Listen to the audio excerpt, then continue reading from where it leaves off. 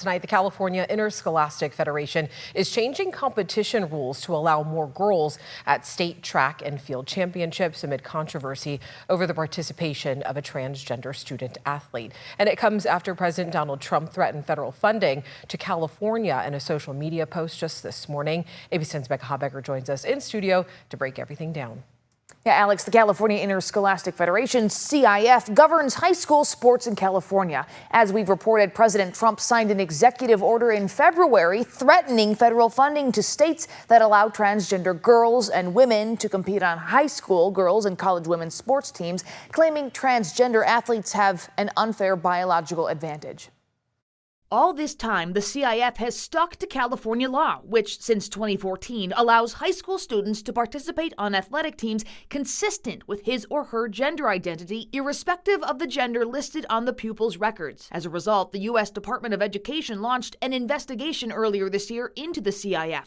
And just this Tuesday morning, President Trump posted on Truth Social about a transgender high school girl in Southern California who will be competing in this weekend's state track and field championship.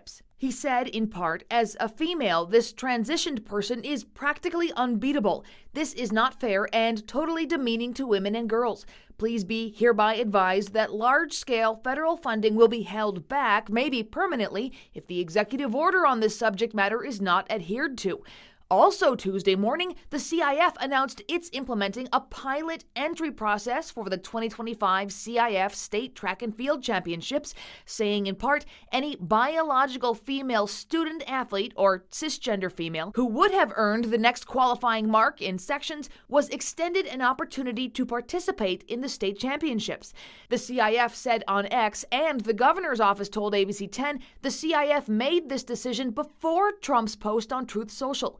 In a statement to ABC 10, the governor's office said CIF's proposed pilot is a reasonable, respectful way to navigate a complex issue without compromising competitive fairness, a model worth pursuing. The governor is encouraged by this thoughtful approach. Anti-transgender advocates say the CIF's policy doesn't go far enough. Former student athlete Riley Gaines saying on X, boys would still be competing against girls. We also heard from Equality California, which advocates for LGBTQ+ causes. We do want to make sure, and we will make sure to follow that CIF ensures the full compliance with Californians' non-discrimination laws that they have been following, but we want to make sure that that's still in place, that it protects the privacy and dignity of the transgender students that are participating. I reached out to the CIF to ask if this pilot entry process will be applied to other future sports championships. I also asked whether it's being used this weekend for all track and field events or just the events in which a transgender athlete is also competing. I did not hear back by deadline. Alex?